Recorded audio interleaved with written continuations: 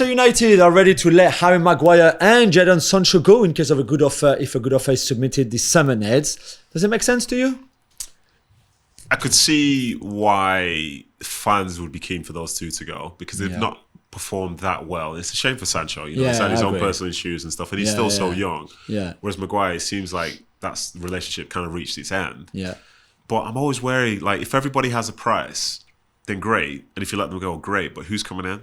Then what happens if you let someone go and nobody can come in the same time? Yeah. You know what I mean? I think you need to have your target set and know that it's conditional. But if they're in a position whereby they need to make money available first. Yeah, to sign the players they want, I think. That's a very risky situation to be in. Because then once you do have the money, which do you invest in first? Because it seems like everyone wants them to sign Harry Kane. Yeah. What happens if you bring Harry Kane in and there's nobody else that joins after him, but now you're down 3 players, but you've got money for Harry Kane? True.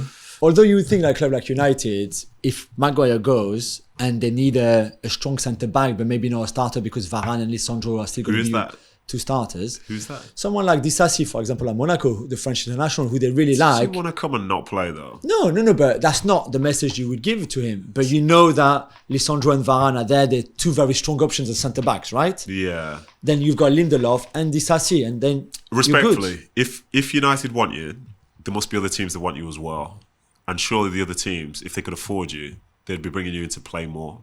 So as a consequence, even though it's United, do you want to go and be 3rd choice? No, but you can also see as like I can get ahead of Varane, for example, and play with Lisandro Martinez or something that's like when that. you need, that's when you need to buy a younger player because they're naive. Yeah.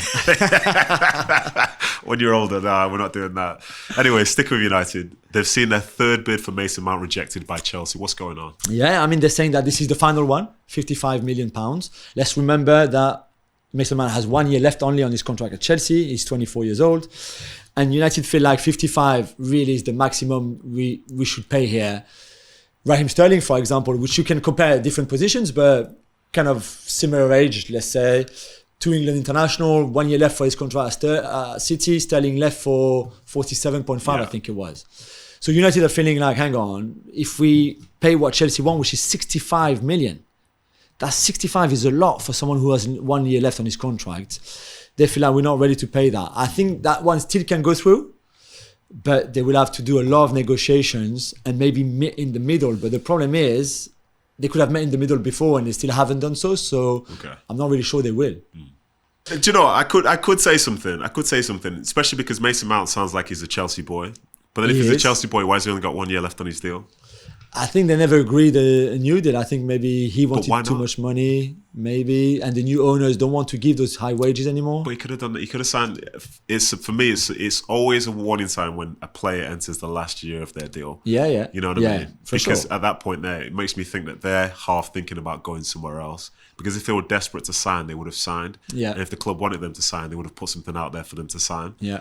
So it feels like, I think this move happens. I think it goes to United. You think? I think so, yeah. Oh, interesting. Well, time will tell, as you said earlier. Always. So we'll see. Thanks so much for watching ESPN on YouTube. And for more sports highlights and analysis, be sure to download the ESPN app. And for premium content and live streaming, subscribe to ESPN Plus.